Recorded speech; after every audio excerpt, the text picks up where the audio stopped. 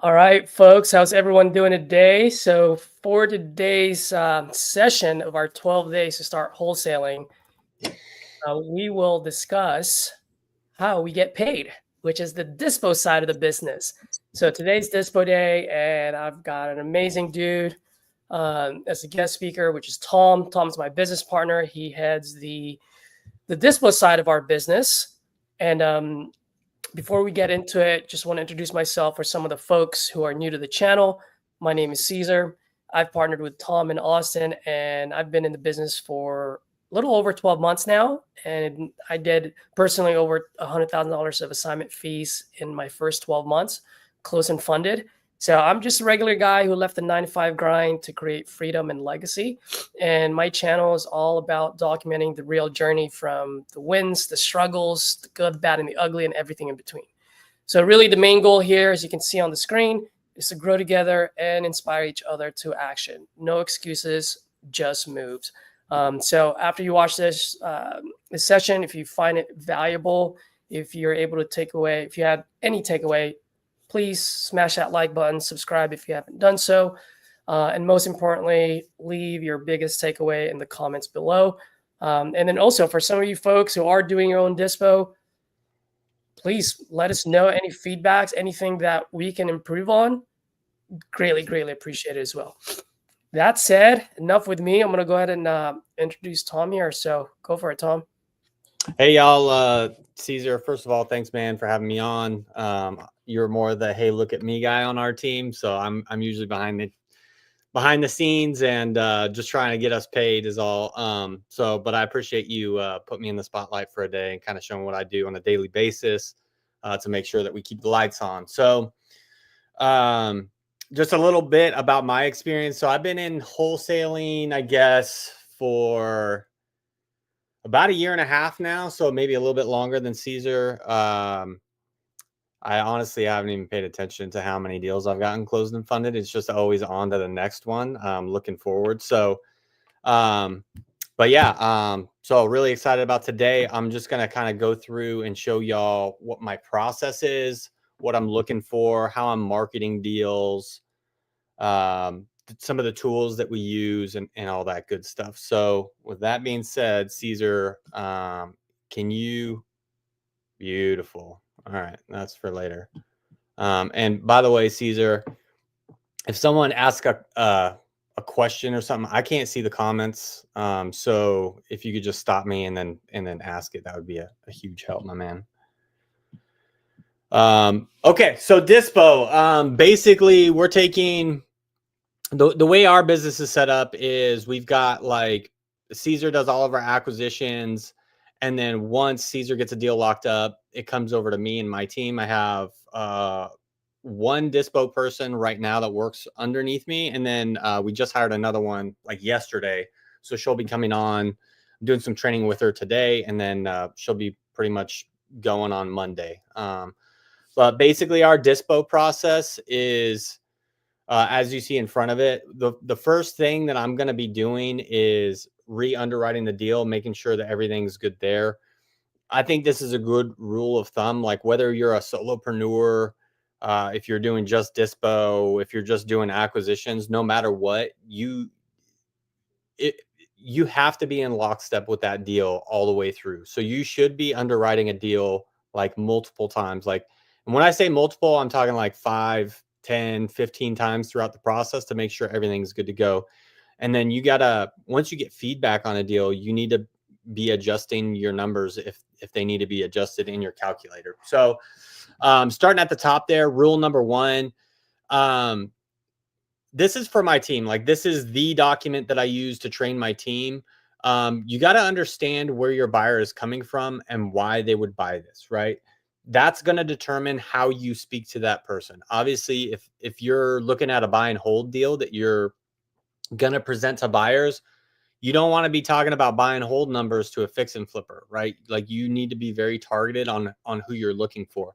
Obviously, if a deal has more than one exit strategy, that's best case scenario because now you have a bunch, like a much larger buyer pool. But understanding that deal, underwriting it, looking at the photos, making sure you agree with all those numbers, before you start talking to buyers so that you can sell the deal is key. By the way, keep in mind the Dispo side is actually selling, right? Acquisitions is buying and what we can buy it for, but Dispo you have to get out there and sell. And frankly, like there's a million wholesalers out there.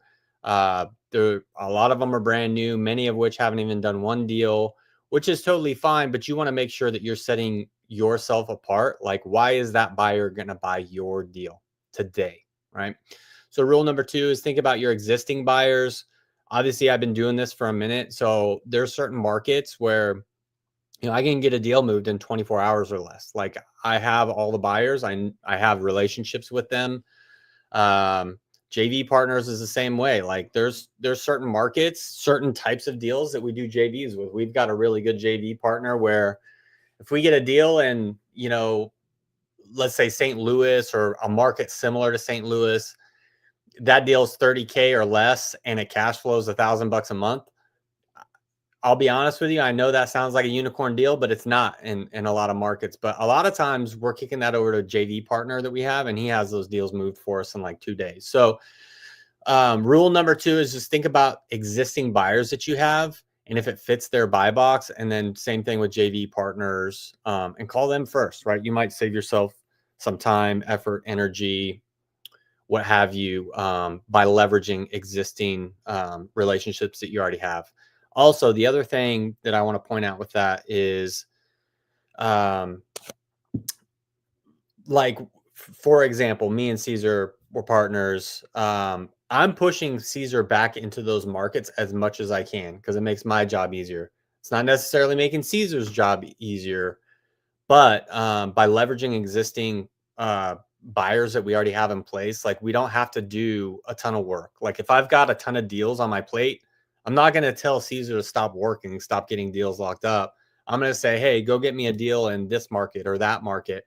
He goes and gets a deal locked up. And guess what? My Dispo job is a lot easier and I can still stay focused on the deals that I have. Okay. Now, step 1, I already touched on this a little bit, but we're going to underwrite that deal, verify the numbers work, and then communicate if they don't, or if you have questions, right? This business moves very fast and we want to make sure we've got all the information lined up, right? So if I get a buyer on the phone today and they're like, hey, how can I get access to it? And I don't have an answer for that. It doesn't really, I'm not setting myself apart from other buyers or other wholesalers in the light that I really want to. So make sure that you get all your answers, all your questions answered. And then again, if you're doing both sides, acquisitions and Dispo, just make sure you have that conversation with the seller up front. Okay. Once we underwrite the deal, everything is kosher, everything looks good, we're ready to start our marketing package. So our number 1 tool that we use for Dispo is going to be Investor Lift.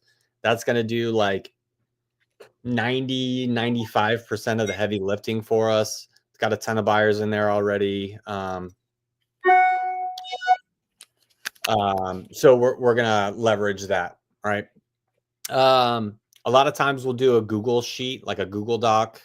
If it's one of the markets where I've already got buyers in, I'll usually just throw together a Google Doc real quick that I could copy and paste over into Investor Lift, right? So it's going to be all the same information. I'm still going to have a link to the photos, all that good stuff.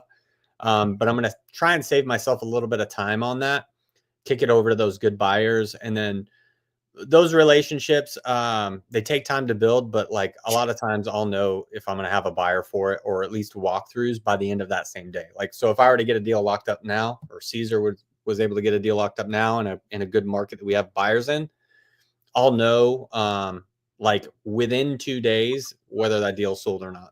So. And Tom, I just want to cut in here for a second. The reason why we do a Google Doc Dispo sheet is when we email or text message these buyers and we have the Investor Lift link onto it, I've found that it can be a blocker, right? So now there's 2 trains of thought here. Tom's train of thought, which makes sense, is like, dude, that's a good way for me to weed out the non-buyers, right? Because the real buyers wouldn't mind clicking on that Investor Lift link to find all the details that they need to to know in order for them to make a smart decision, which makes a whole lot of sense. Now, my train of thought there is, yeah, but there's also a good amount of serious buyers who don't want to be spammed with text messages from Investor Lift and so forth and so forth. So the reason why I like the Google Doc Dispo sheet is because it's just another way to get our listing in front of the buyer, right? Or they don't have to click on an Investor Lift link. So it just takes away that blocker. Once again, two different trains of thought there. So personally, when I do the Dispo, which I don't do a whole lot of, but when I do, I always have that Dispo sheet. I know Tom sometimes he doesn't have it, especially in markets where he's already got the buyers, because he knows his buyers don't mind about clicking on that Investor Lift link. So I just wanted to explain to you guys why we do both the Investor Lift and a Google Dispo sheet. Yeah, and just to kind of piggyback on that, my goal, and we'll get into this in a little bit, but my goal is to force buyers to engage with me, right? I don't want them to have all the information, because if they do, they can just go underwrite it and decide if they want it or not. And then I don't have the opportunity to sell it to them. So I'm kind of opposite to Caesar. Like I believe that the Google sheet has its time and place. But I'm not just going to send it out, blast it willy nilly if I've got a tool like Investor Lift. And the reason is because if I do, then that person can like open it up, get all the information they need, and not have to engage with me. And I'm trying to force them to engage with me. So like for me, when I'm sending out a Google sheet with all the info on it, it's to targeted buyers that I already know, that I've already engaged with before. We already have a relationship in place. That way I don't have to worry about like not capturing someone's information to even have a conversation, if that makes sense. Next one here is post on Facebook if needed. Most times we're not doing that unless it's like a really rural deal. I would say be careful with this. We had one recently where, sucks. The seller saw the Facebook ad. Typically we're communicating these things with the seller, like, hey, this isn't a deal for me. But I can send it out there and see if anybody in my network might want it. Well, in this case, I dropped the ball. It's my fault. And the seller ended up seeing that property, and we lost the deal for it. We had a buyer assignment signed. Buyer was like banging down the door to put earnest money and close like same week. Like he was ready to go, super excited about it. Was two houses, super excited about the deal, but the seller backed out on us because we lost her trust, So just be very cautious with Facebook. That's one reason. Another reason is like a lot of times you'll have people kind of go behind your back, go direct to seller and bus drive you, which may have been what happened here, but we're not quite sure. And try and steal that deal. So just be careful with Facebook. But like in some of these more rural areas, sometimes it's like one of the only plays that you have, one of the only options. So number one there, the goal with the package. So I kind of alluded this before, but the package is not to sell the deal. Like I don't care. Like if you have the best deal in the world in a crappy market, you're not going to have a lot of buyers there. And they're a lot of times shopping on the MLS. If you have the best deal in the world in a great market, yeah, that deal will sell itself. 90% of deals do not sell themselves. Even if it's a decent deal or a good deal, they do not sell themselves. So my goal is to make sure that those buyers have to engage with me. Okay. So the goal with the package is not to sell the deal. It's to get our end buyer on the phone. Do not give all the info. Don't give your rehab. Don't give estimates, address, etc. Because again, then they can go underwrite the deal and they don't have to engage with you. Number two here, include headline, city, county, property type, bed, bath, square footage. Tools like Investor Lift, they're already going to do a lot of this for you. But you want to make sure that you're including enough information to get somebody excited, not enough for them to make a decision necessarily without having to engage with you. 3, do not include comps, repair budget, address. I break this rule sometimes depending on the deal. Obviously, every deal is different, but sometimes I will include comps, right? If there's kind of, if I foresee somebody coming back with like, oh, well, the comps don't support this or that, like I'll put some in there. But it's very rare that I include comps anymore. Repair budget, I usually don't, because I think about it this way, right? If I'm going to go do a fix and flip, am I going to do the work myself? Am I going to hire somebody to do the work? Do I have crews that are waiting on me to get them, properties to work on? Like all three of those scenarios for the same deal are going to cost a different amount of money. So I don't do repairs. Obviously, there's a million calculators out there that are going to have like your repair budget and all that.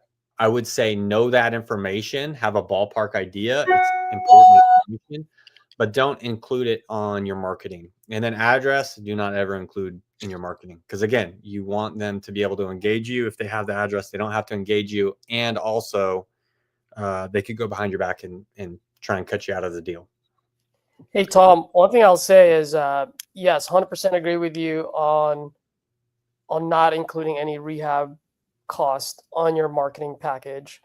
The reason being is you don't want to put yourself in a hole, right? Because you're not fixing it. Some people, it may cost them $50,000 to rehab. Someone else may have their own crew and it's only going to cost them $35 to rehab. So don't put a number there that can potentially hurt you more often than helping you, right? As far as the comps go, once again, just a little two different trains of thought there. Tom doesn't like it. I like putting him on there just because it's one less thing for the buyer to do. Now, that being said, if you're fudging your comps, if you're just putting up a comp that's 7 miles away or across a freeway, across Main Street, different year build, different, like your comps better be point on point in order for you to put them on there. Because if you put them on there and it's completely off, then you lose a lot of credibility as well. So just it's a double-edged sword, I should say. Tom, your notification just keeps popping up. Hey, sorry, my email's going off right now. Turn off that notification. Let me I don't know see. if you can. While Tom is doing that, that's just, that's what I wanted to just mention as far as the rehab cost and the comps. Because I've been able to move deals when the comps are there. It's a lot easier because now they go, okay, these guys know what they're doing.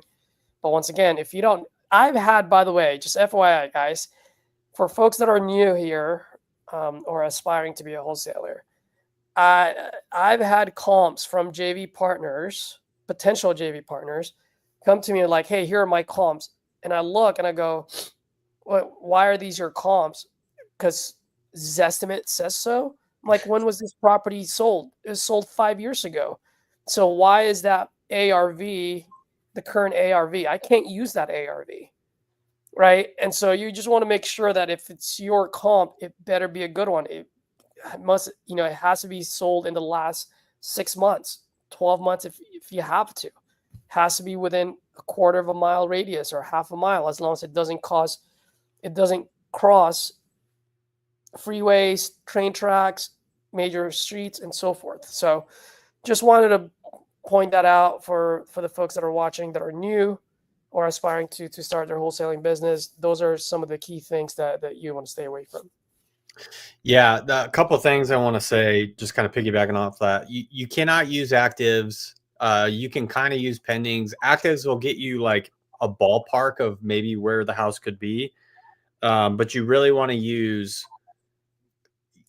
like the closest distance, the closest, like most recent sold house that's exactly the same if you can find it, right? So I know like we do a lot of deals in rural areas and they're really tough to comp. Like there's a deal right now where I'm looking at actives and they're on there for like 100 days, but it's a tiny town. And then there's like nothing that's even similar to this house. So like you have to sometimes get creative, but Zestimate ain't going to help you. It might get you in the ballpark. Actives ain't going to help you, They might get you in the ballpark, but there's no real there's no cheat code. You really have to kind of do it the old-fashioned way. Well, actually, I just want to piggyback on that one. I mean, if you guys are looking at active, just think about it from an end buyer's point of view. That scenario that Tom is saying, let's say that active is $150,000. Your ARV is not $150,000, right? Because if you're the end buyer and you fix and flip it, especially if that house had been on the market for over 100 days, 150,000 is probably overpriced. So you as a wholesaler, you want to be a little bit more conservative and say, okay, well, maybe my end buyer fixes this and puts it on the market for 140 or 135, then my end buyer will sell this house quicker, right? Than the one that's active for over 100 days. So just because it says 150 doesn't mean your ARV is 150. Especially if it's been in the market for over 100 days, your ARV probably would be 135. Yeah. So just wanted to point that out. Yeah. All right. Man, there was another point I wanted to make. Hopefully it'll come back to me.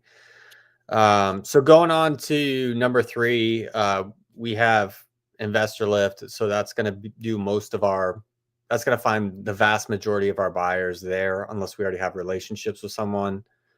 The next tool we use quite often, and this works really great in rural areas, is using PropStream, Batch, or Privy. My preferred is PropStream, and I'll show you that here in a little bit on how to find buyers for a deal. Mostly what you're going to find on PropStream is going to be like buy and hold type buyers. So if you're looking for a fix and flipper, yes, you can have conversations with people, but just understand that a lot of these people that you're going to find on PropStream are going to be buy and hold investors. Privy has really awesome fix and flip information. So it'll show you local flips, and it's kind of the same process, just different user interface, if you will. But what you're looking to do is you're looking to find a house that's LLC owned, or that owns a bunch of properties. Maybe it's in their personal name, but they have a bunch of properties. You're going to basically skip trace that, call them. If it's an LLC, you can look it up in opencorporates.com. Because LLCs are extremely difficult to get accurate information on, as far as phone numbers and such.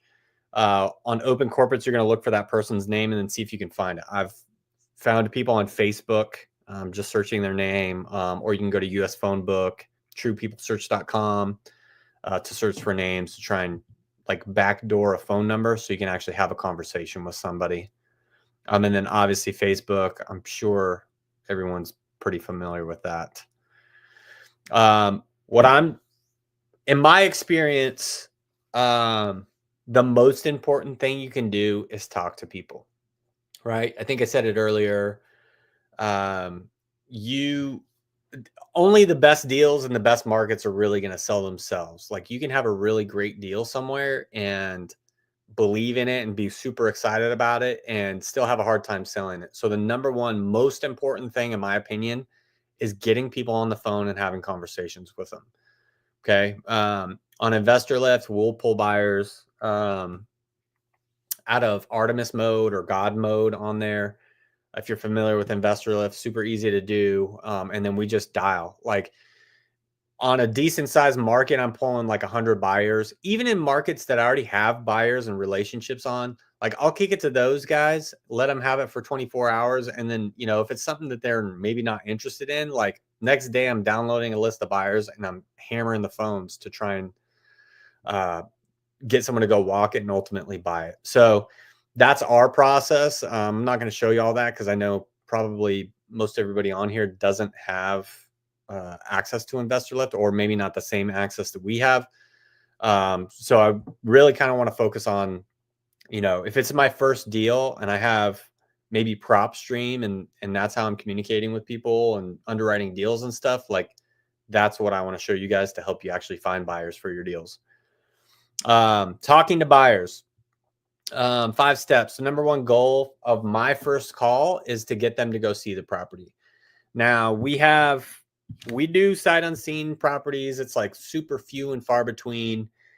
And we had a deal recently where I had a buyer for it sight unseen because we had a tough seller.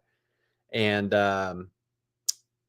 you know, I was like, push him, like, you signed sight unseen on the assignment contract, a sight unseen. He was going to buy it sight unseen. Seller didn't want to show us the property. I talked the seller into showing us the property. And guess what? My buyer had an emergency, didn't show up, and it blew the whole thing up. It was a $20,000 fee that we lost because, so I try to stay away from sight unseen. I hate it. If someone's going to sign sight unseen, that was a huge learning lesson for me. Someone signs sight unseen, they're going to buy sight unseen, but I want them to go walk it. It's going to be very rare that a seller is not going to allow us access to a property. So I'll just leave that there. My goal, number one, is to get someone to go walk it. That's the first thing. So I'm saying I'll go through these bullet points and I'll just kind of go through what like my first conversation would probably sound like with a buyer. Never talked to them before, all that good stuff. But I'm going to confirm they want to buy the property in the area right now. Confirm that they are still buying in that city. On Investor Lift, you'll get a lot of buyers that have looked at a deal in a market. Maybe they were looking to enter that market, but they haven't actually bought a deal there, or then maybe they're no longer interested. So first thing I'm going to do is confirm that they're open to buying in that area. Next thing I'm going to do is I'm going to talk through the numbers, showcase how much they can make, rents, equity, etc. This is the area where you got to know your deal top to bottom. You have to understand it through and through, and you have to sell the buyer on how much money they're going to make and how great of a deal it is, and so on and so forth. In this conversation, you can absolutely talk through your calculator and say, you are going to make $40,000 on this fix and flip in 3 months. You can talk comps. Hey, I've got comps 1, 2, 3 Main Street, 4, 5, 6 Main Street, and 7, 8, 9 Main Street that tell me the ARV on this property is $150,000. Like, you're Mr. Buyer, you're not going to trust me. All buyers, their job is to try and get the deal as cheap as they possibly can. And I don't care, even your best buyers that you have a great relationship with, if they can buy it at 100,000, they're going to make you an offer at 90 or 95. Like, you have to understand there is always money on the table. There's always a little bit more money once you get an offer. So if you take one thing away, take that away. There's always a little bit more that you can get your hands on when you get an offer from somebody. But and this is why it's important to know your numbers, right, Tom? So sorry to cut you off there. And like I said, I don't do as much Dispo, but when I do, I literally have my Dispo sheet in front of me and I have my profit calculator in front of me, because when I'm on the phone with them, I want to get into that as quickly as possible. Now, I'm not going to rattle off all the numbers in front of me, right? So I know Tom mentioned you can say those things. Yes, he's right about it, but don't mention all of them all at once, right? So if anything, you'd be like, great, hey, so offers at 90, can you walk me through that, right? Like, where are you clocking your ARV at? What are your comps? What's your rehab? Why is your rehab? Like, what are you looking to do, right? Get feedback from your buyers. And then from there, you can start looking at your calculator and go, okay, is this guy just trying to lowball me, or is there some merit to that, right? So have that conversation, understand them. You don't need to argue with them. At the end of the day, their numbers are their numbers, and you can stand ground on your numbers and move on to the next buyer. Yeah, but great points. But be open too, right? Like, if they're giving you feedback on something, you need to pay attention to it, right? So let's say I've got a property I've had 3 walkthroughs on. Well, they're all coming back to me and giving me offers like 10,000 under my asking. Well, like, if all 3 of them are coming back at the same price, then I'm going to get that feedback for 2 reasons. So number one, I can better understand like what they're looking at, what their rehab costs are going to be, what things they're going to be rehabbing or fixing. And then also I'm corroborating the story. Like, the house has a story, right? If one of them tells me, oh, there's foundation issues, and 2 of them don't, guess what? That guy's bullshitting me. If 2 of them are telling me that the roof needs to be done, or 3 of them are telling me the roof needs to be done, guess what? The roof probably needs to be done, right? And then, it's funny, like you'll get buyers that are nitpicky, I'll say, and they'll be like, "Oh yeah, the fence, and the fence is going to cost me like $7,000." I'm like, bro, when have you paid $7,000 for a fence? So you have to just understand, like, your seller's job is to get the most money that they can possibly get for the property. Your acquisition's job is to get the property for the cheapest price that they possibly can. Your disposition's job is to sell that contract for the most money that they can. And then your buyer is trying to pay the least amount that they possibly can, right? They know you're going to make money. They know there's a spread there, and they're going to try and take advantage of you. Again, some of my best buyers will give me crap about certain things. I'm like, dude, stop. Like, if you want the deal, it's X amount. Like, let's get it done or not. And I'll move on to somebody else, So you got to know when to push. You kind of got to know when to pull. Unfortunately, it kind of just comes with seasoning and doing deals. But man, I just totally went off on a tangent there, and I lost my Yeah. train of thought. While you're trying to gather your thought, I actually wanted to butt in for a second. So just like what Tom was saying, like your seller, right, which is who I talk to, their job is to get as high as possible. And then your buyer, who Tom talks to, they're trying to go as low as possible. Right? So then now with an open communication between you and your Dispo guy, it is very important because then now Tom and I we both play between these two lines, right? And so I need to get feedback from Tom's buyers as soon as possible so I can get the seller to come back down, right? And then Tom's job is to bring his buyer up, right? And so when that happens, we're actually able to increase our margin as well. So as long as you understand the game, that at the end of the day, everyone's lying, right? The seller's always lying to you because, well, why would they tell you the truth on what their bottom line number is? You wouldn't if you were selling your house, right? If you're selling your house to me or anyone out there that you don't even know, never seen my face. So their job is to go as high as possible. Your buyer's job is to go as low as possible to have as big of a margin for them. So our job now is, as an acquisition guy, to be, to be well seasoned so that you can get that negotiation down, but also for Tom to have all the numbers so that when he goes to battle with buyers, he can have an intelligent conversation with the buyer to go, hey man, like I get that. Okay, I'll give you that one. That'll cost a little bit more for the roof. But bro, the fence, 7,000, come on. Right? Like Tom knows where to stand his grounds and Tom knows where to like give up a little bit, right? So he knows, he knows which battle to win. Yeah, the other thing on that, and that's a great point, is like to get a deal done. Like it's super rare that we like a deal, like Caesar hands me a deal, I go dispo it that same day, and then title close and everything goes perfectly smooth. That I couldn't even tell you one deal that happened with.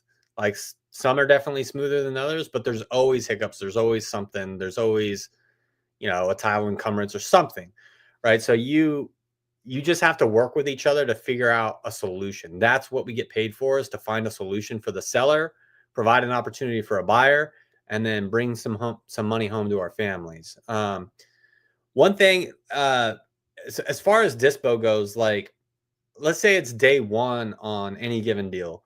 Like my goal that day is to get as many walkthroughs as I possibly can, right? Because there's no better leverage than you can possibly have is buyer against buyer, right? So let's go back to the scenario I was using earlier. Like I've got 3 buyers, they've all walked the property. I've kind of corroborated the story. And I've got that one guy that's like, "Oh yeah, man, it needs a new foundation, and I saw mold on the wall, and it's going to need a new roof." And buyer number 2 is like, "Yeah, the foundation's jacked, dude. It's going to need some work, but other than that, like I can do it." Buyer 3 comes back and is like, "Yeah, the roof is kind of shot. I'm probably going to need to do the roof, and foundation's crap." Well, now I know, like, okay, the foundation is for sure screwed because all three of them said it. Only one of them brought mold up. So is he honest? Is he not being honest? I don't know. But the other two didn't. Um, and so on and so forth, right? Like two of them said the roof, so the roof probably needs to get done. So now I can relay that information back to Caesar because Caesar's following up with our sellers pretty much on a daily basis or every other day. Just kind of looping them in on what's going on with the property. And now my job is to go back to those three buyers and say, hey, look, man, like I've had three buyers, including you, walk this property and no one said anything about mold. Like, walk me through that. Where's the mold at? Do you have pictures of the mold? Like, how much is the mold remediation going to cost you? Like, start questioning them on it because, or it's the same thing with anything, right? Like, if you get two offers at, let's say 100,000 and then one offer at 90,000, you're like, bro, you're not even close. I have two offers like way higher than you. Like, you need to be at like 105 or better to get this deal. Like, do you want it or not? So all I'm doing is gathering information. Like, let them go walk it. Like, set a fire under their ass, right? You got to sell them to go walk it. You got to let them know it's a banger deal. But then leverage the information, the feedback that you get on the property against them so that you can maximize your profit. And to be honest with you, like, for me, Caesar's probably going to not agree with this, but like, it's not about this deal, right? Like, let's say I can make 15 grand on a deal, but maybe I sell it for 12,000 or 10,000. Like, if I can build a relationship with a buyer and take a little bit of a discount on deal number one or two, like, I'd rather do that because now when I've got 10 deals on my plate that I'm looking to dispo, I can offload that one super easy and I don't have to worry about it because I have a great relationship with the buyer, right? I think a lot of times wholesalers, and I'll just tell my story. Like, I got into wholesaling because I started watching YouTube videos and I saw these guys that are like, hey, you can make 50,000 bucks a month and you can do this and you can do that and it's easy and you could be the next guru, and it's like, that's why I got into it. I thought it was going to be easy money. No, this is work. It's hard work and it's not as easy as what it's made out to be on YouTube. So, like, man, I lost my train of thought again. What is going on? But you want to make sure that you're leveraging all the information that you're getting from your buyers so that you can maximize your profits in those scenarios where you have a lot of interest on a deal. But, I remember where I was going with it. I'd rather have a great relationship with a buyer so that I don't have so much work to do.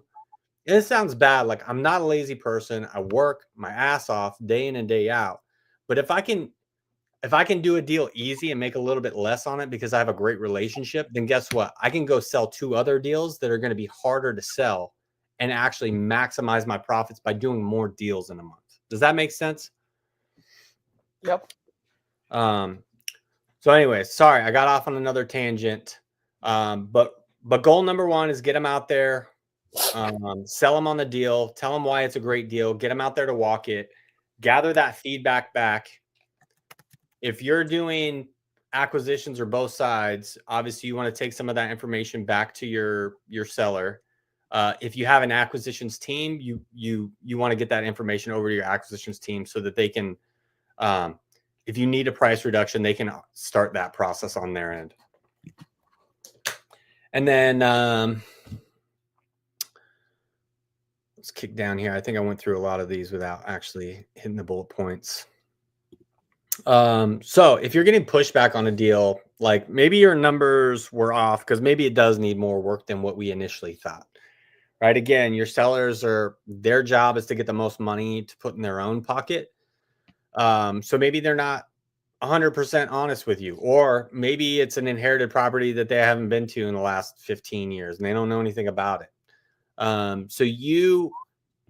I kind of started off with this, but you want to make sure that you're going back and re-hitting your calculator and underwriting the deal again based on the feedback that you're getting, and so on. So you're going to calculate the numbers you have. You're going to talk through how they're going to make money again. A lot of times Caesar said this earlier, is like, I'm having conversations with buyers. It's like, okay, Mr. Buyer, you say you need to buy it at 100,000. Well, like, walk me through that. Like, what do you have for ARV? And a lot of times I'm not coming up front with this information, like my numbers first, because I want to corroborate the story still, right? So, hey, what do you have for ARV? If our ARV matches, okay, cool. Like, we're in the same ballpark. What are you thinking for rehab? Okay, 50,000. Okay, talk me through that. Because I got XYZ needs to get done, and that should run about X amount. Like, where are you at? Right?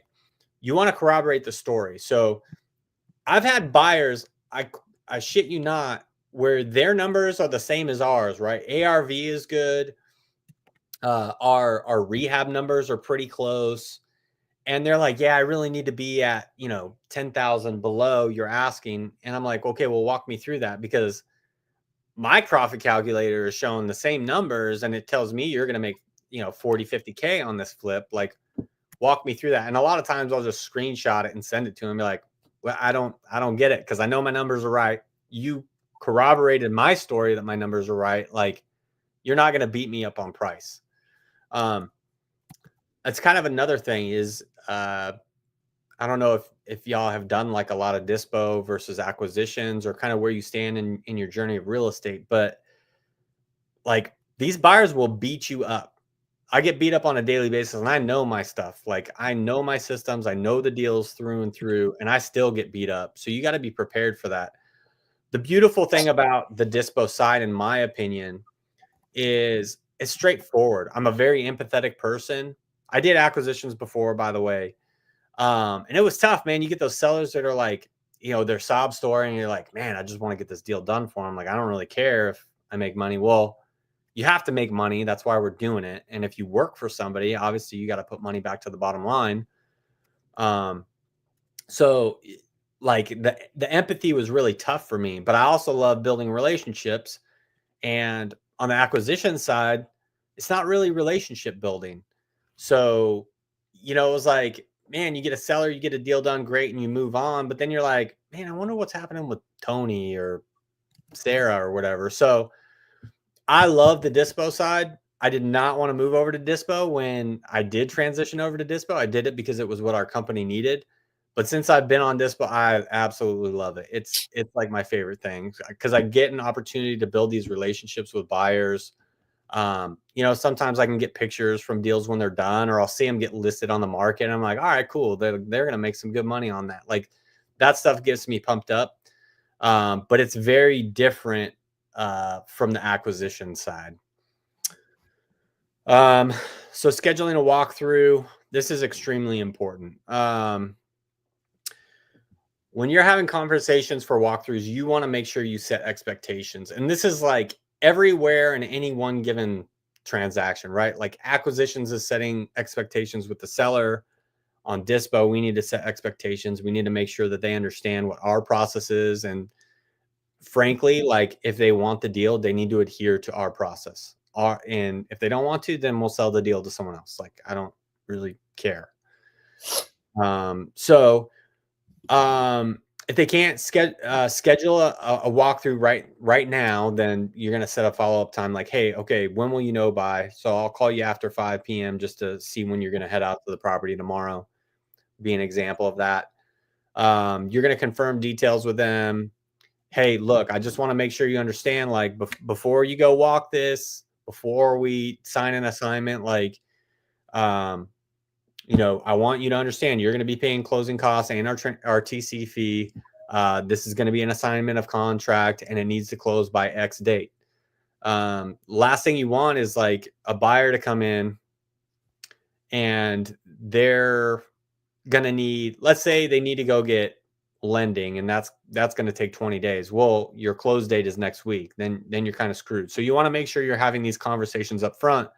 And again, if there is any hurdles to overcome per se, you need to get back with acquisitions and see if that's something you can work through. Get with title, see if that's something we can work through, and so on and so forth. But you want to set expectations with your buyers as far as like, you are going to be responsible for closing costs. You will be responsible for TC fee. and this is an assignment of contract that needs to be closed by X date. Are you good with that?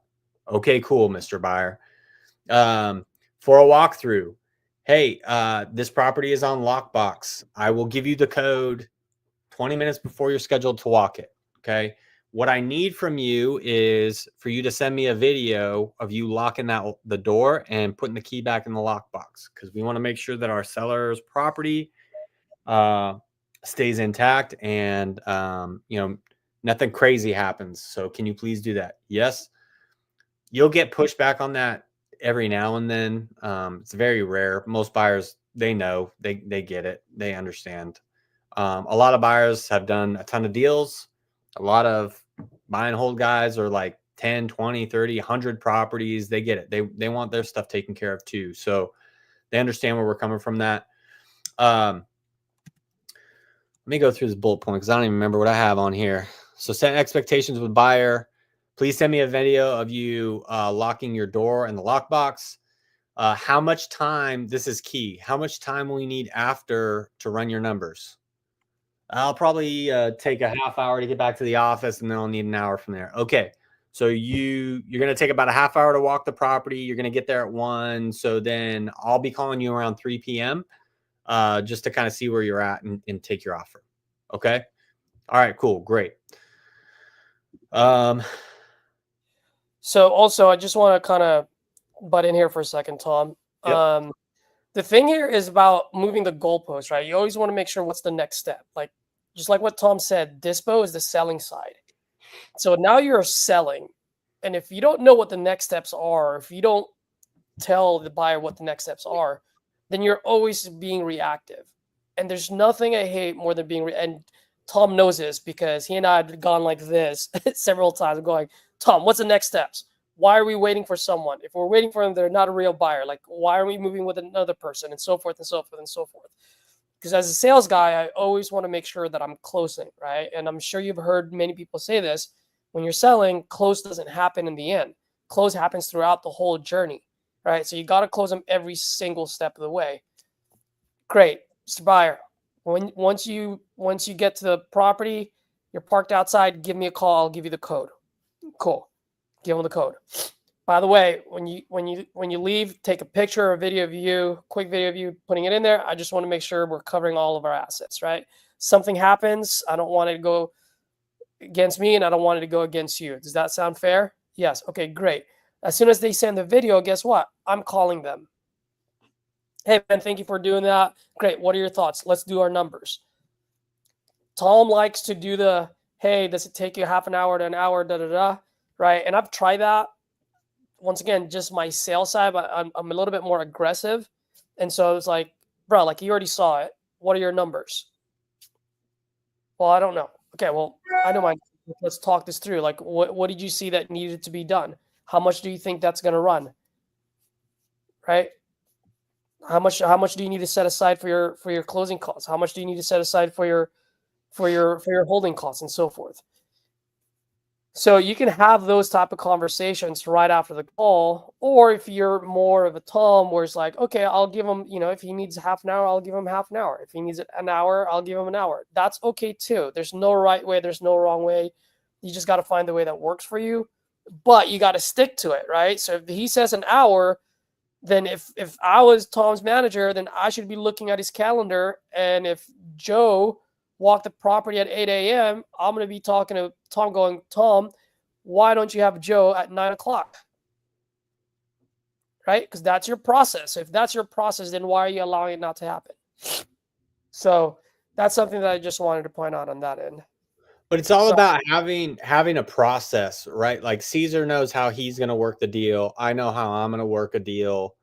There's a lot of nuance to it, but it's about one thing we both do. And I think this is an extremely important takeaway, is setting expectations are like supreme. Like that is everything. If you're not setting expectations, your strategy is hope, right? So whether I give someone an hour or half hour or whatever, and Caesar's on the phone with them while they're driving back to their office, like that doesn't matter. Just set the expectation on what you are going to do. And like Caesar said, stick to it. Make sure that you follow up that way. The last thing you want to do, and this happens, you know, like I had a deal where a guy walked the property last week and I followed up with him. I was like, hey man, what do you think? Like where you need to be out on price? And he texted me, I like it. I'm like, all right, cool. Where you need to be out of price. And he's completely ghosted me. I haven't talked to him. I don't know if he got locked up, if he got abducted by aliens or what happened, but I'm like sitting here scratching my head. I don't even have a number out of the guy. So, being more aggressive works in certain scenarios, and you just got to figure out what's going to work for you. Anyways, so kind of the scenario. Tom, sorry to cut you off there. So that's where like Tom and I differ, right? Like for me, I'd be like, Tom, like why the F are we texting this guy? He walked the property. Why aren't you on the phone with him? Right? Right. Just like what Tom said. The guy goes, I like it. Okay, great. You like it, then get on the phone with me. Right. So when Tom gives me that feedback, and I know Tom gets pissed off, I'm like, Tom, I don't give a shit about your feedback right now. I want to know, did you talk to that guy? If you didn't talk to that guy, then what are we doing? Right? Because we're not closing deals unless we talk to them. You got to go belly to belly with people because now you're on the sales side now. So just I thought that was just pretty funny.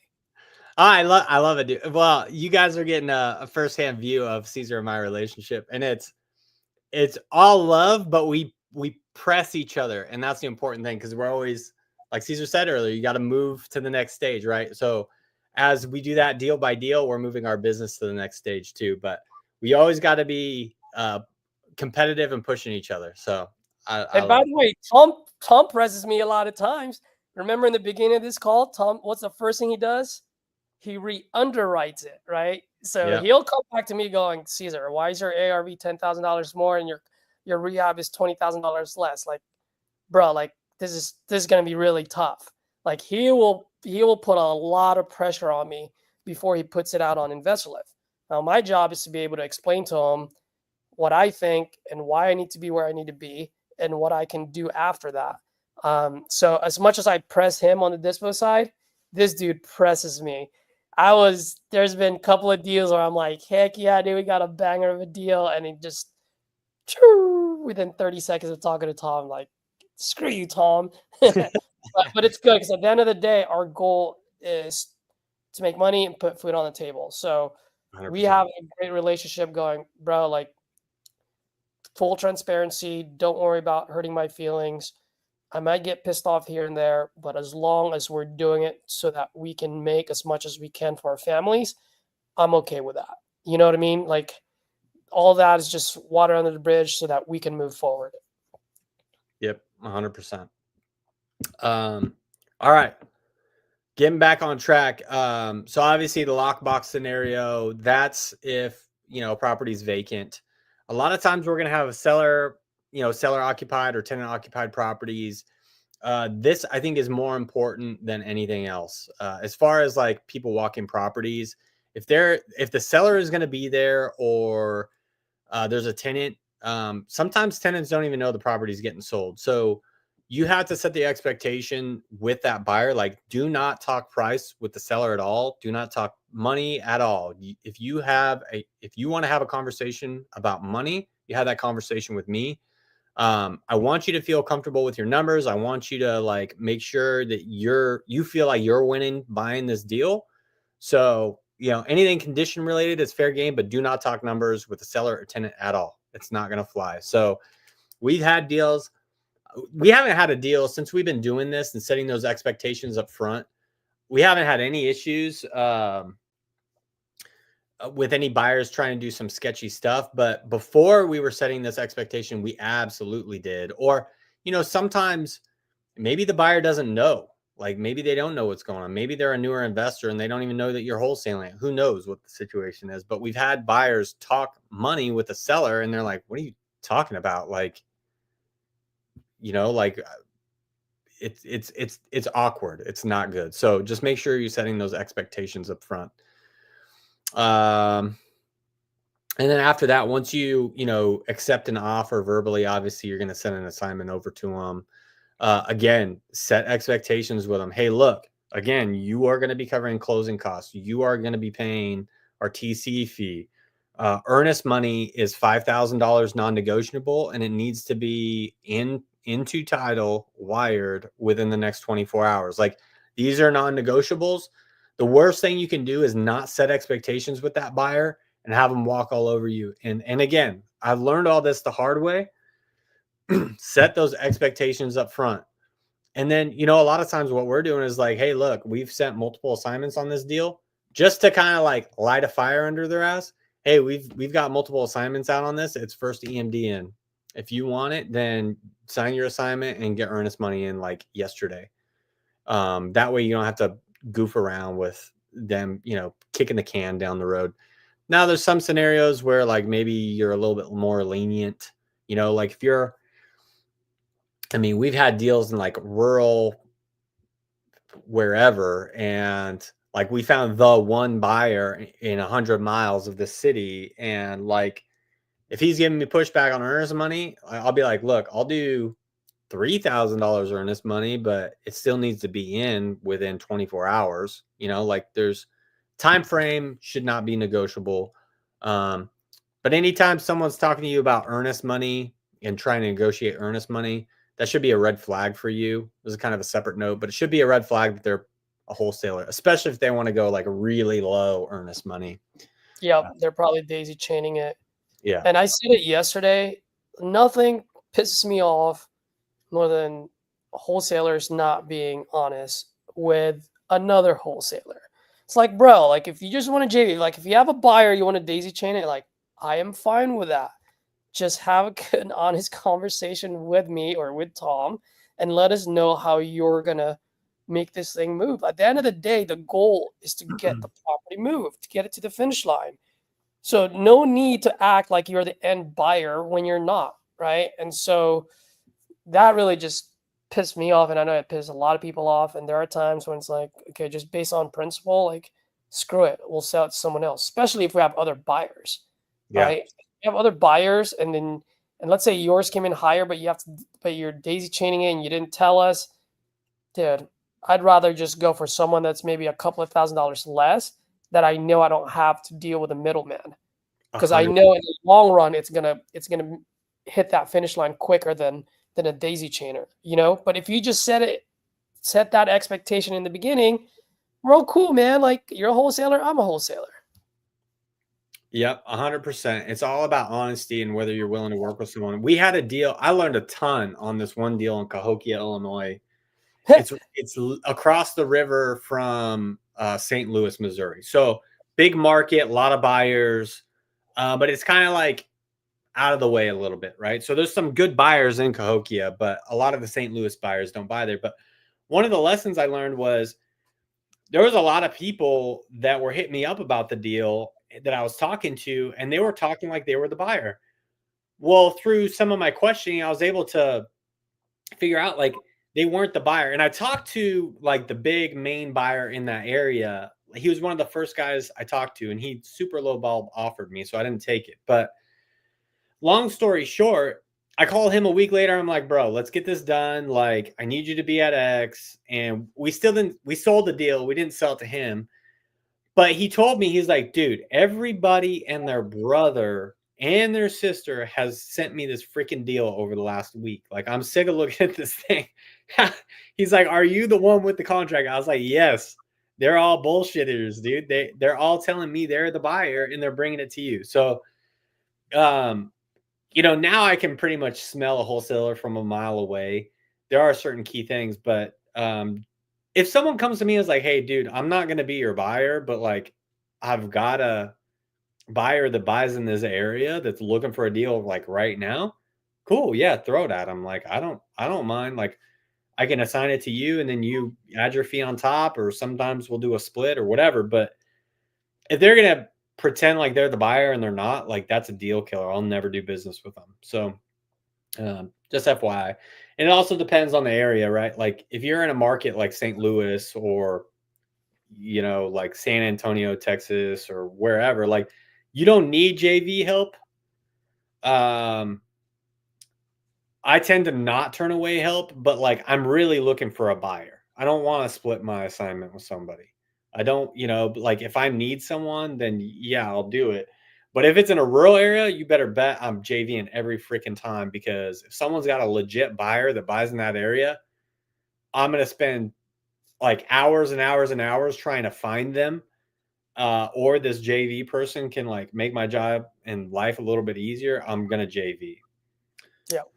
Because then it becomes a velocity thing, right? It's like, Yep. if Because then we can spend all the time, try to make an extra 5K or make a 5K in 2 days. Because there are some spots, and what's his name? Scotty's our man. Anytime we have something that's livable, less than 30K, and we know how much he needs to make, so we just go like, Scotty, here you go, man, make it happen. Yep. And he communicates really well, and like we've done a ton of deals with him, but that's the thing is you'll oh man, you're preaching to the choir, because like if I can hand that deal off to a JV partner that I trust, even if they don't sell it, like they're going to give me feedback, right?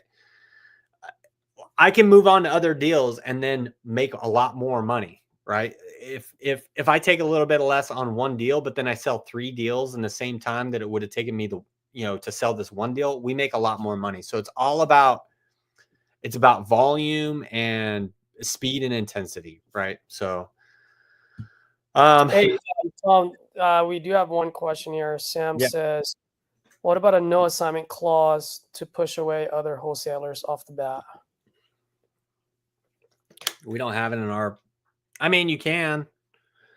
I don't have any qualms with that, but I mean, I'm having those conversations like 99% of the time beforehand. And then also I'm very simple. Like I don't want a bunch of different contracts, like one with an assignment clause, one without it, and so on. Like I don't want to have to let the monotonous, like non-functioning brain work. Let it be what it is, right? So you can, if you want. Again, really, at the end of the day, we're looking for the end buyer. So if you want to do that, that's totally fine. But for me, I don't really care. Even if someone comes in and lies to me and I find out they're wholesaling it later, I'm still like 2 things. Number one, I'm working the deal, like actively working the deal until I have earnest money deposited, right? So if someone comes in and lies to me, says that they're in the end buyer, they're going to be required to put that earnest money down within 24 hours. My EMD that we do on pretty much all of our deals is 5K. Wholesaler ain't going to do that. So they're going to say, oh, well, I don't do $5,000 earnest money. So you're like, okay, tough shit. I don't do deals that don't put down 5K earnest money. Like how are we going to work through this? Right. If someone pushes back on your earnest money deposit at all, like price or time frame, or they want an option period or this or that, like that should be a huge red flag. So I'm having those before I assign anything. I'm having these conversations that are like kicking off these red flags in my mind, to where I'm able to have the conversation and say, hey, are you wholesaling this? Because if you are, I don't want to do business with you because you were lying to me and I don't trust you now. Or if they stick to their guns and they, like, best case scenario, right, is they put the earnest money down, they find a buyer and everything goes smoothly, that's fine. But now I know that they weren't the end buyer and I'm not going to do business with them in the future. But until I have the earnest money deposited, I am actively working that deal. So I kind of push through the riffraff that way. It happened to a San Antonio deal. Tom, you were still on the acquisition side in that when this happened. This is one of my deals. Ramon was dispoing it, and I don't remember if the guy told Ramon if he was a end buyer or not, or if he was a wholesaler. But either way, we got his EMD, and then come to find out he couldn't perform because his buyer, which at that point we're like, I thought you were the buyer. So he was daisy chaining it. Well, he asked if he can get his EMD back, and we said no, because it's non-refundable. You deposit that EMD, and now you can't perform. We lost 2 weeks. We lost 2 weeks of marketing that deal. And because we couldn't perform, now the buyer or the seller didn't want to follow through with it. Mm-hmm. And so, we got screwed in a sense because it was a $10,000 fee, but we got the $5,000 at least, but it ruins some reputation. So those EMDs are non-refundable. So if you want to daisy chain it, I'm fine with that. You know what I mean? But just let us know in the beginning. Yeah. What do you do if they sign and they don't give the EMD in time? Tom just said it. First EMD wins. So if you sign the assignment and you don't have the EMD in next day, guess what? Tom's making another phone call, calling another buyer. Yep. Right, because we lose time. Yeah, and time is your enemy on Dispo, right? Like you only have so much time.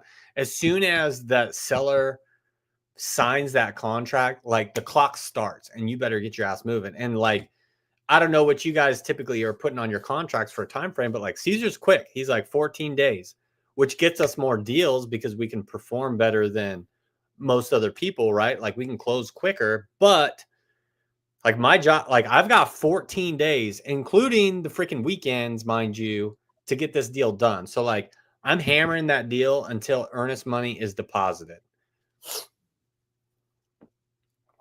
Okay. We kind of got off on a tangent there. Any other questions before we move on? Yeah. There was one question earlier that I missed. How do you go about getting buyers up on the price? I leverage them against each other a lot of times, or I'll BS some and act like there's other buyers. I don't recommend being dishonest, but so I'm being truthful now. I'll just say, but it's all about speed and intensity, right? Like, so again, if you've got feedback, like let's say I've got a deal and it's been going for a couple days and I've had a walkthrough or maybe two, and someone reaches out to me and says, hey, I want to go see this, blah, blah, blah. I'm like, okay, cool. Got it. That's totally fine. I can get you in. Like, when can you go out? Whatever. Like, I get them scheduled.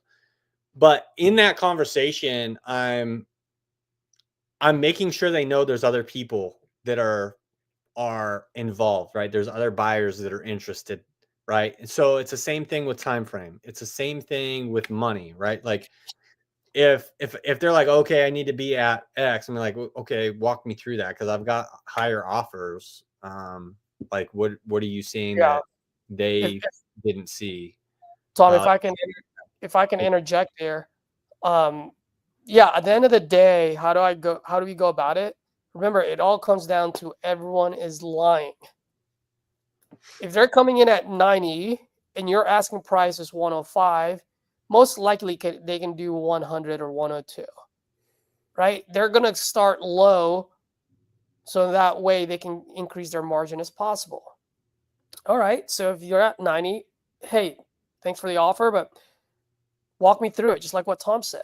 You have your calculator in front of you, right? You know how much the rehab is and so forth. You don't necessarily have to argue with the guy, but why don't you start punching in their numbers into your calculator and see? We've had it before. It's like, oh, bro, so your ARV is the same as mine. The rehab's about the same. So you mean to tell me you want a 50% profit? That's why you're at 90. Yep. Right. Yep. And by the way, at 105, you still have a 35% profit. Yep. Right. The other thing, your mouth as soon as you say that, because then they're going to have to like back out or back into it and go, well, you know what I mean? Like, I understand that your job is to increase your margin. That's great, man. But at the end of the day, like our job is to make sure this moves and that we also put food on the table. So are you a serious buyer? Do you want this property? Let's talk. Let's do business. Yeah. So leverage, I would say I agree 100%, but I always leverage buyers against buyers and feedback against feedback and so on. Like I'm always trying to, even if there's not someone there or someone, you got to be careful, right? You have to read the situation because every deal is different. But like, think about our instincts as human beings. We are competitive. We are so competitive, especially entrepreneurs, which like every single real estate investor that I've ever met is an entrepreneur and extraordinarily competitive, right? So if you've got a deal that's very rural, it's probably not a competitive market. So you got to kind of like work with buyers a little bit more. You don't have as much leverage as you have in a market where there's a ton of buyers. But in those markets where you have a ton of buyers, freaking leverage them against each other, right? And you can even, like, on Investor Lift, it could be information that's not even necessarily applicable to what they're trying to do. And so let me just say it this way: like, on Investor Lift, it tracks all the emails that we've sent out. So if you have a way of tracking, like, however many marketing campaigns, emails you've sent out, like, leverage that. On Investor Lift, it tells me how many offers I've got and what those offers are. It tells me how many inquiries I've got, how many address requests I've got, all this good stuff, right? So if it's a deal that I just started working and someone's like, "Hey, I want to go walk this," and be like, "Okay, yeah, just so you know, man, like, I'm getting hit up like crazy, right? Like, I've got a ton of action on this deal." Well, in that investor's mind is like, okay, he's talked to a bunch of people and they're gonna go see it, and so it lights a fire under his ass to move faster. But in reality, it's just like, okay, it's address requests, people that aren't at the same step in the process as that particular investor is. So I'm leveraging whatever I can to get them to move faster, to get their price up, and so on. I hope that makes sense. I hope that gives you some ideas of how you can leverage things for your favor.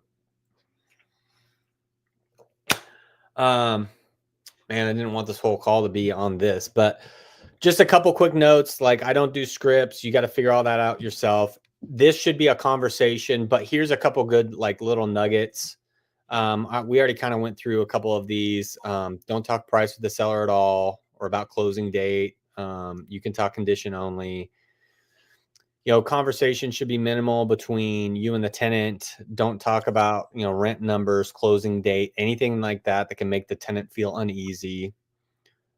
Please give notice when you're there and when you leave. Send a short video of lockbox getting locked up, so on and so forth.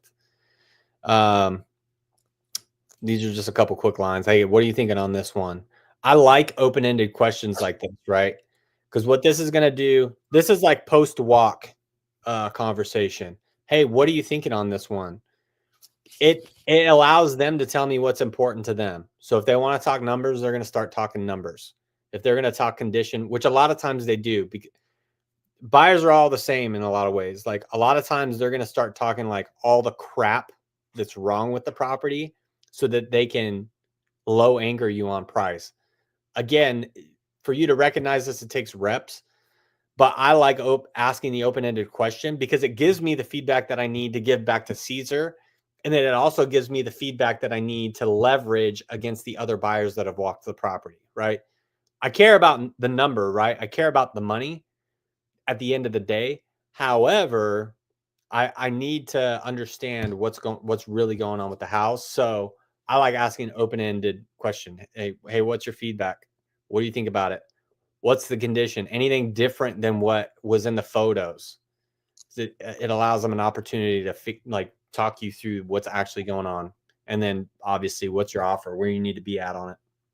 And then once they give you that number, then you can start digging in deeper. Or it all depends on the deal, but another thing is, like, you can tell them, like, hey, what's your final and best offer? I'm going to be, taking all offers on this to my partners, and we'll make a decision by Friday at 5 p.m. or whatever. And again, that's another great one. Like, maybe there isn't a ton of action on a deal. Maybe you only have one buyer that's interested in it. You say, hey, look, what's your final and best offers? We're going to be looking at all the offers and making a decision at 5 p.m. Friday. Now you don't have to negotiate with them, right? Because they might not give you the final and best, but hopefully it is. But then it tells them psychologically, oh shit, there's other people that are going to make offers. I better give them a good offer, right? So it's it's all psychology, really. It's all like these little things that you can do to tweak your process. And by the way, like, these are just little things that I've learned along the way. I learned something on every deal, at least one thing on every deal. Caesar is much more experienced in sales than I am. So he's always like giving me nuggets like, hey, like, tell them this or ask this or whatever. And like, our system, our CRM, we get texts on our phones through this app. And so it's the same thing. Like I've got Chris, my Dispo guy, like I'll see texts that come through for him. I'm like, and I'll text him like, hey, tell him this. Right. So I'm teaching him, like I'm just making it like more fast paced, that learning curve. I'm teaching him the things that I've already learned so that he can be better equipped to get a higher dollar amount and make more himself. Right. He's on commission. So, and Tom, one thing I want to point out too is I like that approach where it's like, hey, we're taking all best offer by Friday.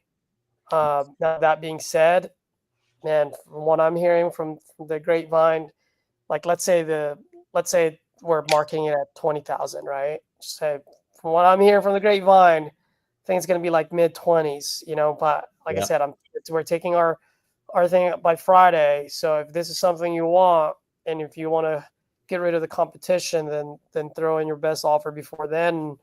And if it's something that makes sense, then maybe I can just forget everyone else's. You know what I mean? Because in that way, you're not saying that you have other people. Because if someone tells me that they got an offer, just like I'm an acquisition guy, right? So when a seller tells me that they have an offer, my first question is, well, what's that offer? mm-hmm. Then my next question is, well, why haven't you taken it yet? So if you're on the Dispo side, you're now the seller, right? You're the homeowner now, so to speak. So don't be saying that you already got an offer, because if you do, guess what? If they're smart, they're gonna be like, well, what's the offer?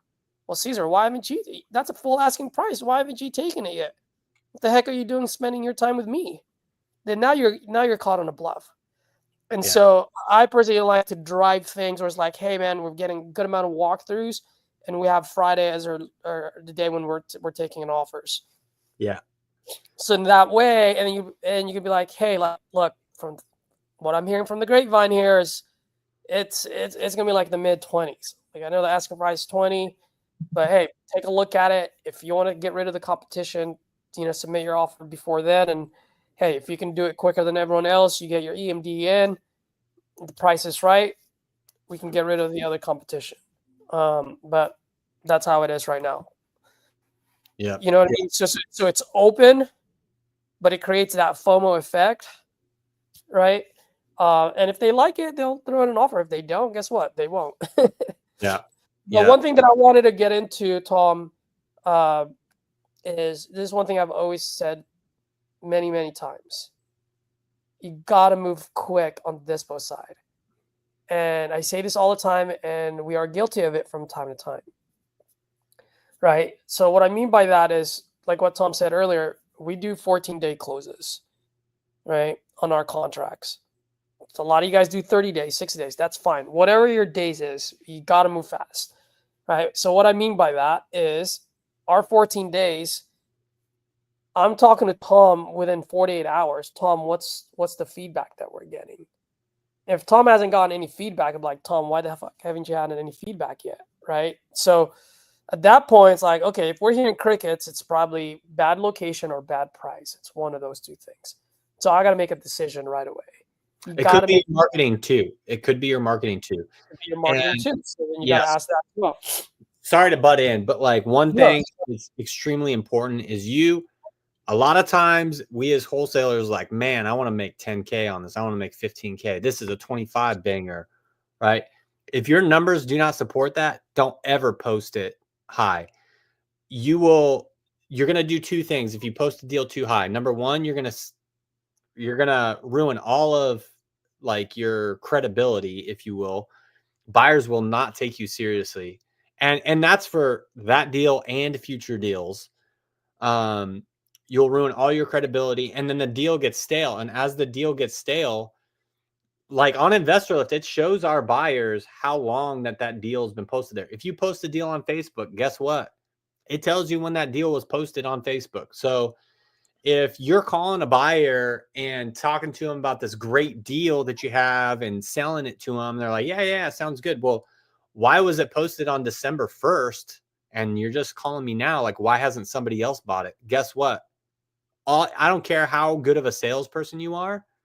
It's going to be a million times harder to sell that deal. So when I say speed and intensity, like the second that deal gets signed by the seller, you need to be putting your marketing campaign stuff together, and you need to get that information out, right? Like we're pretty strategic on when, like what times and what days we blast our deals on.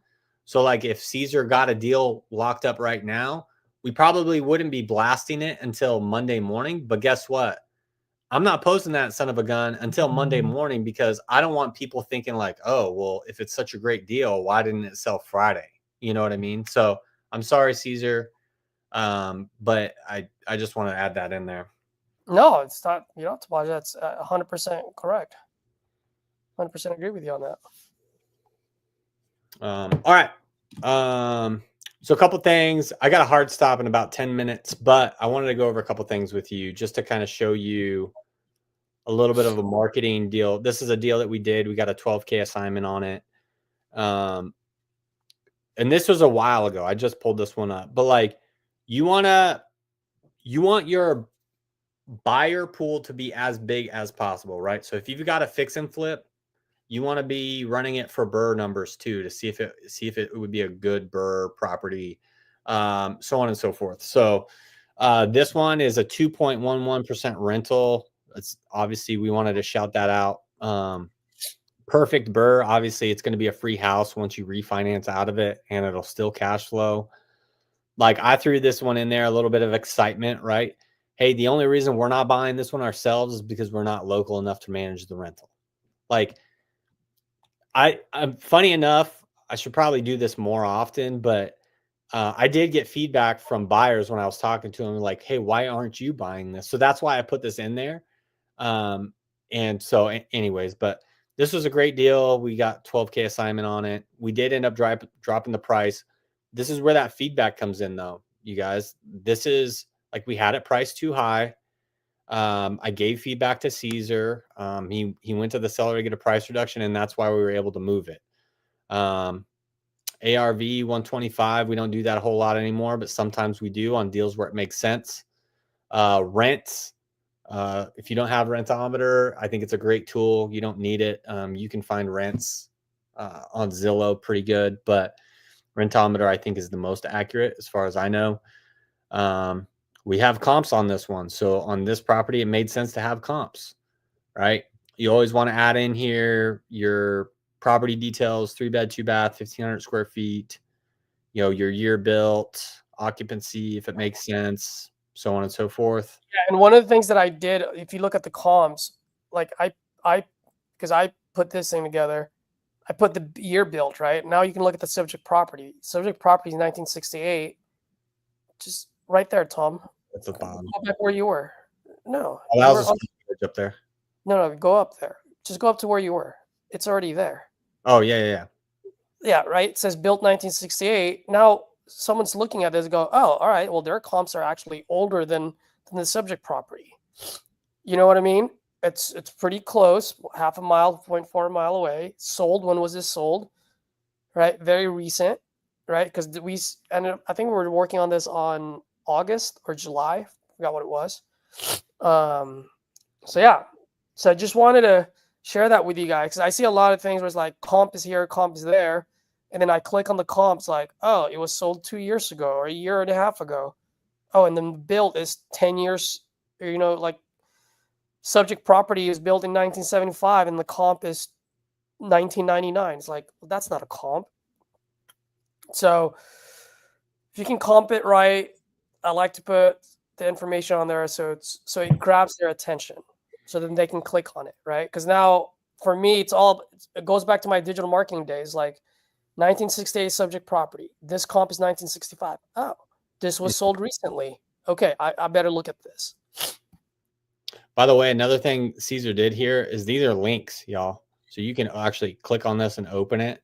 So usability for our end buyer, just make it as easy as possible if you can. But again, just be careful not to add too much information on there so that they don't have to engage with you. You want them to have to engage with you. Yep. So renovation needs, hey, this one needs a cosmetic rehab, need copper wire for AC unit. So this property, another crazy one. But when we had it under contract, someone broke into it and stole a bunch of wire out of the AC. So we had and when we got it locked up, we didn't know that. It happened when we had it under contract. So obviously that was a part of the price reduction and all that stuff. They kicked in the back door, so the buyer had to obviously go in and put a new door and all that good stuff. Couple holes in ceiling from the wire getting stolen, no leaks. But this is a perfect, like, this was a very light rehab when we got it locked up. And then when our first buyer went to walk it, he was like, yeah, there's these other things. And then he took pictures for me. But this is why it's so important to get feedback. So now Caesar could go get the price reduction that was needed for the buyer. And, we still had enough, money to get paid on it and so on and so forth. So, but this is another great example of having to adjust and go in a different direction. Like, none of this stuff was in there initially. Yeah, all I had was cosmetic rehab on it. But obviously, once I got those photos, we had to add some more other stuff in there. But this is kind of like our marketing thing. Here's, again, you want to make sure you have these conversations up front. 5K earnest money, non-negotiable. Buyer pays all closing costs. We have a TC now. So now it says plus TC. First comes for first serve, so on and so forth. But yeah, so that's that. Last thing I kind of wanted to end with, Caesar, is if you guys wanted to JV with us, here's some info on here. I just kind of wanted to throw at you. We don't do JVs with for every deal. Obviously, like you guys know, I'm going to underwrite the deal. This email comes directly to me. I'll underwrite the deal, make sure we feel like we can move it. Part of us not JVing every deal is we want to make sure that we can be the best partner to you guys. So if I'm not 100% confident that we can move it, we're not going to take it on. Whether that's I don't have buyers in the area, I'm not familiar with the area. Maybe we have too many deals on our plate right now that I can't spend the time necessary to dispo it for you. So yeah, just send your info over to info@alliedhousebuyers.com. Just include a few things: ARV, bed bath count, square foot, your name and phone number. We'll give feedback on any JV that we do, like every day, every other day via text message. But we need your phone number to do that. Obviously, we want to know what your ARV is, rehab budget. We need photos, and then we want to make sure it's actually under contract. We've been burned a couple times on other JVs, so pretty straightforward. But we'll underwrite the deal, let you know within 24 hours. Couple quick notes. Please do not bring us deals that you've already tried to dispo and haven't been able to. If you can't move it, yes, we have some pretty incredible tools. Yes, we have a process. Yes, we have things that we can do. But like, again, it's all about speed and intensity. If you've been trying to move a deal for 2 weeks and then I go talk to buyers and they're like, someone already sent me this, it's pretty much a deal killer at that point. So please, fresh deals only. And that's that. So any questions before I have to hop off? Yeah, Tom, thank you very much for that. There is one question which I'll answer. But one thing that I do want to point out is I know he says here, either you assign it to us or we split it. At this moment, I am really sick and tired of JV deals, shit deals. So we're just going to go the fact that you guys will assign it to us. And then from there, and here's the reason why. I'm going to give the reasoning. The reason behind it is if you come into us, we underwrite it and we say, hey man, like you're at 80, we really need this to be at 70 in order for this to move. Right? I guess we can 50-50, and then it's just up to you to get that reduction then. And then once you have that reduction, then we can do the JV. Because what we found is we've done the JV deals, we do all the work, we get the offer, and then the JV partner does not know how to renegotiate. Now, I'm there to help, but at the end of the day, it is important that you have the ability to do that. And 9 out of 10 people don't. And so we'd rather just have you renegotiate it before we start doing it. Because at the end of the day, just because we have investor lift doesn't mean your deals move. The numbers got to make sense.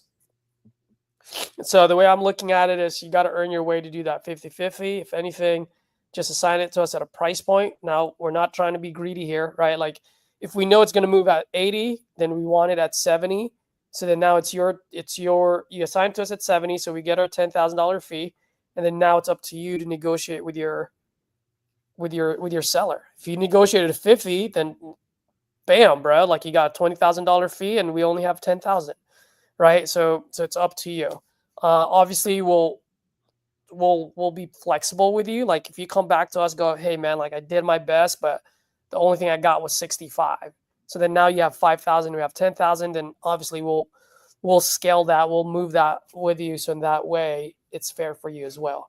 At the end of the day, the one thing we don't want is to put in all our effort and work, spend time on it, just for you to come back to us going, sorry, dude, the seller can't do it. Right. Yeah. And so, because it's a lot of work, guys, on the Dispo side. It's not just Tom and Chris waiting for someone to inquire about the properties. Tom and Chris are making 100 dials a day calling the buyers, right? They're proactive about it, not reactive.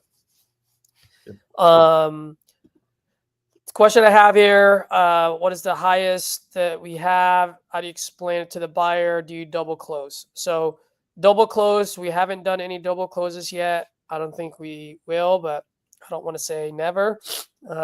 If it makes sense, then we'll double close it. As far as how do you explain to your buyer, why do you need to explain anything to your buyer?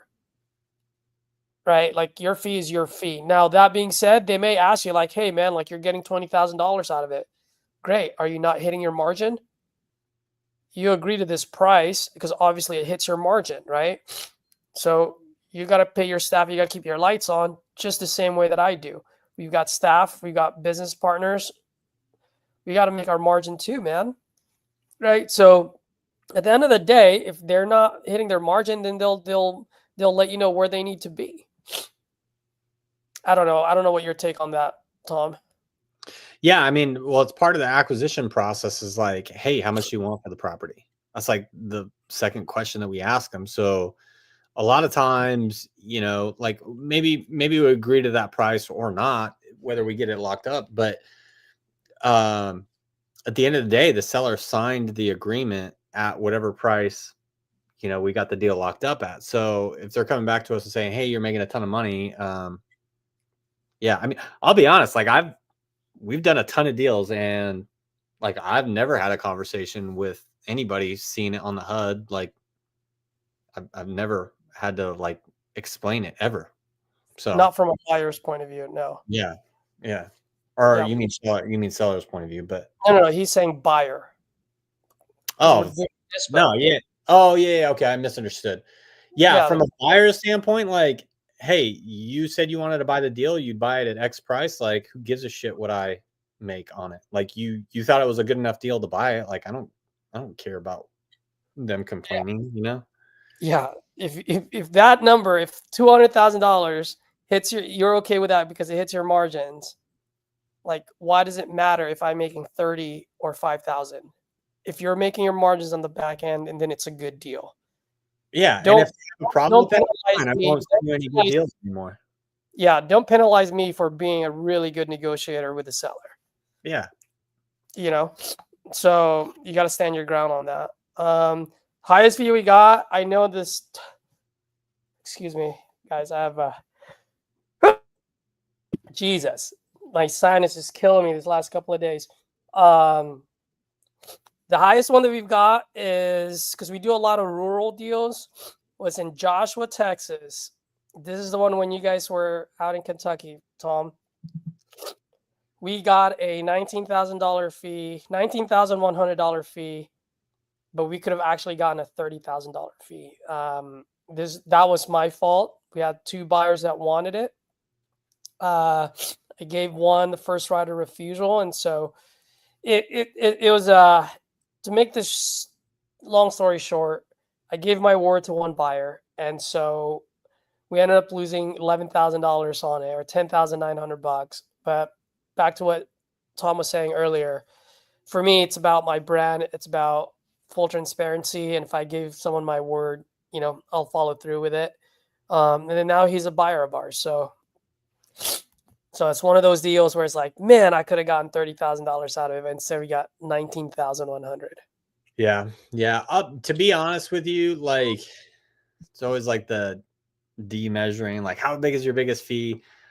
I'm not like, I'm looking for people that I can do repeat business on, right? I'm more of a volume. So I don't look to maximize every deal. Yeah, we got to feed ourselves and our families and whatnot, but like I'm more looking towards like, hey, let's bring this person a great deal. Let's build a relationship. By the way, these relationships are very fragile, right? You can damage them by sending them crappy deals. So just keep that in mind too. But like, I'm not going after, like, dude, if we get a deal that would command a 50K fee, I'm not going to turn away from it, obviously. But I'm not focused.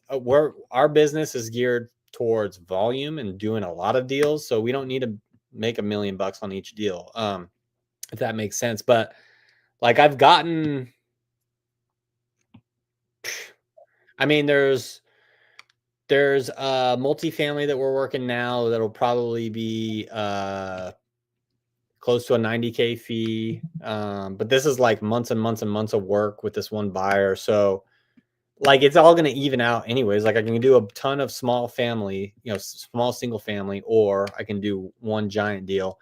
And then we just had a deal in Baltimore where it was a 25K assignment, and the freaking seller screwed us over. It was that deal I was telling you about earlier, where the buyer had an emergency and couldn't show up for the walk, and it killed the whole thing. So like, obviously we're going to shoot for higher fees if we can, but our business is more geared towards volume and building relationships, so that volume kind of snowball effects, right? And I don't have to work so hard to get a ton of deals done each month, because I have like all of the good buyers in said market, and then I've got 10 of those markets, right? So Absolutely. Cool. Well, I know, Tom, you said you had a hard stop, and I know you got to get going. So thank you very much, man. I really do appreciate your time, as always. I know Jairo is watching right now. Jairo saying he needs a system like that for Dispo. We've actually just done our JV deal with Jairo. Now, that might have been the smallest fee that we've ever gotten. Dude, that was an unsellable deal, though. It was an unsellable deal, man. Unsellable deal. Jairo, man, I don't know if you want to hop on, but if you do, you want to talk about that deal, I think it's hella funny. All right, y'all. I got to jump. Thank y'all so much. Caesar, right, thanks, brother. Hey, Tom, yeah. I know you got to get Jeb, but can you please take care of Harker Heights? Yeah, I will for sure. She just sent the HUD, and I think it looks good. Okay, cool. Thanks, bro. Okay, cool. Bye. Jairo's laughing. He's got a 50K right now locked up. I know. I think you mentioned that the other day. So that's pretty good, man. So guys, I know Tom mentioned a lot of things there. The one thing that I do want to emphasize, though, is the fact that you got to move fast on the Dispo side. You got to listen to what the market is saying. And one thing I always say is no feedback is feedback itself. If you guys haven't seen my shorts or my other videos, I'll link it onto this video. But yes, no feedback is feedback itself. If you're trying to do this and you have this on multiple platforms, right? You have it on Facebook groups, you have it on Investor Lift, or you have it JVing with someone, whatever it is. If you're not getting any feedback, guys, that is feedback itself. Either you're in a really shitty location or you're overpriced. Either way, dropping the price will solve the problem, right? Because if you're in a shitty location, if the price is right, someone will buy. So if you're not getting any feedback, what can you do? Well, one of the things you can do is you can start calling contractors, general contractors in the area. Find a small one. Find a small mom and pops, maybe a single general contractor, and see if you can get them out there to give you a quote on what needs to be fixed and how much, right? And once you have that, then you can go back to the seller and start priming the seller on the fact that you need XYZ to be, you need this to be done at this price, so forth and so forth. So, Mr. Seller, I'm still working with other buyers, but here's what I'm hearing, right? I've talked to I've talked to 10 people. I've sent 1,000 emails, text messages, whatever it is. And I'm starting to hear the same thing. And so at some point, either I listen to the market or I got to market it to more people. right? And if I've sent 10,000 emails, 500 text messages, talked to 10 people or 30 people, whatever it is, Mr. Seller, do you feel like we have, we can market it to more people? Or do you think we should start listening to the market? So it's a good way for you to start getting the price drop without asking for one. You're pretty much priming them and conditioning the mind that, hey, because of all of these things that we have to fix, we have to be at a lower price point. And then you don't necessarily ask for it, but now you're starting to get them to come down on that price. Now you go ahead and get some buyers out there. And then from there, once you have an offer, that's when you go for a price drop. Because the last thing you want to do is go for a price drop and then you get an offer and then that offer is lower than the drop that you asked for. Then now you have to go get a second price drop or a third. And that's no bueno. So hopefully hopefully today helped. And you guys got a couple of nuggets here and there. Smash that like button. And then just like I've always said, please leave your biggest takeaway in the comments below. And if you have other best practices that you'd like to share, always open to hearing about them, always open to growing with you guys. So tomorrow, by the way, tomorrow is going to be very special. We will do a comping party. So anyone that's watching, feel free to hop on live. I'll give you my StreamYard link. I will have Cassie on the show tomorrow. She will do comping with us. She will teach you guys how to comp properly. I'll pull up some of the deals that we've closed and funded in the past. And then my goal tomorrow is have, 5-10 people on here. I put the address, right? You do your comping, you find your comps, you underwrite it, and then we all come back and we go, okay, look, here's my ARV. Where's your ARV? What's your rehab cost based on the pictures that you got, right? So forth and so forth. So in that way, instead of you just listening on how we arrived at the number, you're actually doing it. So you're able to connect the dots. So in that way, when you're on the phone with a seller, it becomes second nature to you. So once again, just taking actions. So let's do that tomorrow. Hopefully I can have some of you guys hop on. Jairo, if you're on tomorrow, hop on. That would be great. All right. So tomorrow will be Saturday, the 14th, and it will be the same time, 11 a.m. Pacific time. I will go ahead and post that on Facebook, Instagram, and my YouTube. So if you go on my channel, just turn on that notification for tomorrow. I will go ahead and post that thumbnail now with Cassie. So it will be a good one. All right, guys, have a good one.